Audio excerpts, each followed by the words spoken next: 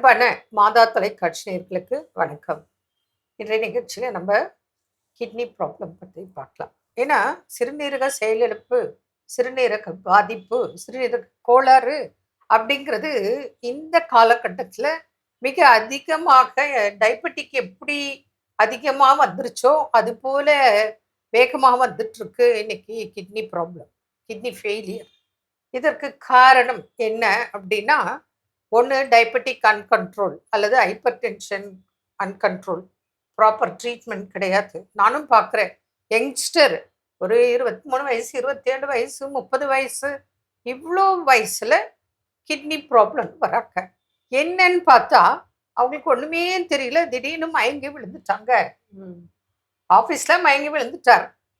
உடனே ஹாஸ்பிட்டலுக்கு கூப்பிட்டு போகிறாங்க.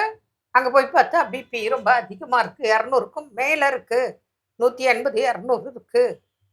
மயங்கி விழுந்துட்டார். உடனே பிளட் டெஸ்ட் எடுக்கிறாங்க. யூரியா, கிரியேட்டினைன், ஹீமோகுளோபின், யூரிக் ஆசிட்லாம் பார்த்தா ஹீமோகுளோபின் கம்மியாக இருக்குது, யூரிக் ஆசிட் நார்மலாக இருக்குது, யூரியா அதிகமாக இருக்குது, கிரியேட்டினைன் லெவல் அதிகமாக இருக்குது. உடனே என்ன பண்ணுறாங்க?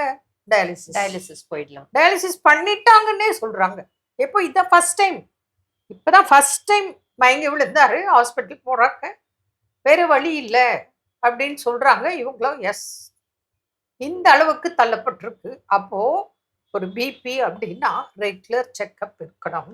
டயபெட்டிக்னா ரெகுலர் செக்கப் இருக்கணும். அது கண்ட்ரோலில் வச்சுக்கணும். இப்போ டயபெட்டிக் பேஷண்டாவது இன்ஜெக்ஷன் போட்டுக்கிறேன், நான் ஸ்வீட் சாப்பிடல, அது இது ஏதோ வாக்கிங் பண்ணுறேன் அப்படி இப்படிங்கிறாங்க. 30-50 ஆண்டுகளாக கூட சர்க்கரை நோயால வாழ்ந்துட்டு இருக்காங்க. கரெக்ட். ஆனா பிபினால அப்படி இத்தனை ஆண்டுகளா வாழ்ந்துட்டு சொல்றவங்கள வெரி ஃபியூ. இப்போ நல்லா இருக்கிறவங்க இருக்காங்க. ஆனா இப்போ யங்ஸ்டர் ரொம்ப பாதிப்பு. இதுக்கு காரணம் என்ன தெரியுங்களா? ஒன்னே ஒன்று சொல்றேன். இது வரைக்கும் எவ்வளோ பேஷண்ட்டை நாங்கள் பார்த்துருக்கோம். 35-40 ஆண்டுகளா ஒரு பேஷண்ட் கூட இது வரைக்கும் ஹைப்பர் டென்ஷன், பிபி அதிகம் அப்படின்னு சொல்றாங்க. ஓகே, என்ன ட்ரீட்மெண்ட்? மெடிசன் எடுத்துக்கிறேன். என்ன டயட்டா? ஒன்றும் இல்லைங்க. எங்க உப்பு குறைக்க சொன்னாங்க. சொன்னாங்க. எவ்வளோ குறைச்சிங்க? வீட்டில் நார்மலாக செய்கிற சாப்பாடு சாப்பிட்றேன். அப்போ என்ன நீங்கள் டயட் ஃபாலோ பண்ணீங்க? புரியுறதா? அப்போது அது ஒரு காரணம் இன்னைக்கு கிட்னி பாதிப்பு. அது இல்லாமல் பார்த்தீங்கன்னா, நீங்கள் அடிக்கடி பெயின் கில்லர்ஸ் நீங்களா பயன்படுத்துறதுனால கிட்னி ப்ராப்ளம் வருது. இது மாத்திரம் இல்லை. இப்போ ஆஃப்டர் கோவிட் பார்க்குறோம், நிறைய பேர் கிட்னி பேஷண்டாக இருக்காங்க.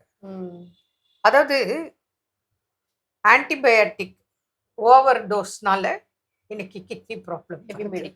இது என்ன ரீசன் அப்படின்னா, ஒரு ஹை ஃபீவர் இருக்கும், ஏதோ வைரல் ஃபீவர், ஏதோ ஒரு ஃபீவர். அது உங்களை அந்த நேரத்துக்கு உங்களுக்கு ட்ரீட்மெண்ட் கொடுக்கணும். அப்போ அவங்க அதுக்காக உண்டான ட்ரீட்மெண்ட் கொடுக்கறதே கிட்னி பாதிப்பு வந்திருக்கு. புரியுதுங்களா?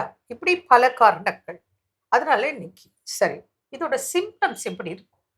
பொதுவாக உங்களுக்கு குரோனிக் கிட்னி டிசீஸ் எந்த ப்ராப்ளமாக இருந்தாலும், ரீனல் ஃபெயிலியர் இருந்தாலும், சிகேடி இருந்தாலும், பாலிசிஸ்டிக் கிட்னி டிசீஸ் இருந்தாலும், அதனோட அட்வான்ஸ் ஸ்டேஜில் என்ன இருக்கும் அப்படின்னா, ஃபர்ஸ்ட் வந்து பஃபினஸ் ஆஃப் ஃபேஸ் அப்படிம்பாங்க.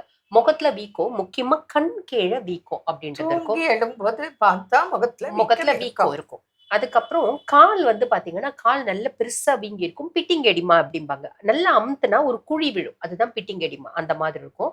கால் தொங்க போட்டுட்டு இருந்தாலும் கால் பெருசா வீங்கிடும். 3வது விஷயம் என்ன அப்படின்னா, எக்ஸ்ட்ரீம் ட்ரௌசினஸ், ரொம்ப டயர்டா இருக்க மாதிரி இருக்கும்.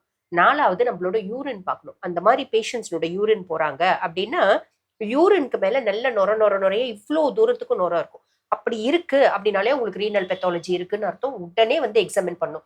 பொதுவா நம்ம யூரின் போறோம் அப்படின்னா ஃப்ளஷ் ஒரு முறை அமுத்தினா போயிடும். அவங்க ஃப்ளஷ் ஒரு முறை அமுத்திட்டு திருப்பி வெயிட் பண்ணி 2வது முறை ஃப்ளஷ் அமுத்தி தண்ணியும் வந்து பாத்தீங்கன்னா ஒரு பக்கெட்ல பிடிச்சி ஊத்துவாங்க. அப்பதான் அந்த யூரினோட அந்த பபிள்ஸ் அப்படின்றது குறையும், அந்த நொரை அப்படின்றது குறையும். இதை வச்சு நம்ம ரொம்ப ஈஸியாவே கண்டுபிடிச்சிட முடியும். இது மாத்திரம் இல்ல, அவங்களுக்கு வந்து விக்கல் அடிக்கடி வரலாம், அஜீரணம் முக்கியமா. அதாவது ஒரு 100 பேஷண்ட் எடுங்க, கிட்னி பேஷண்ட், அதுல ஒரு 95 பேஷண்ட்க்கு மலச்சிக்கல் இருக்கும்.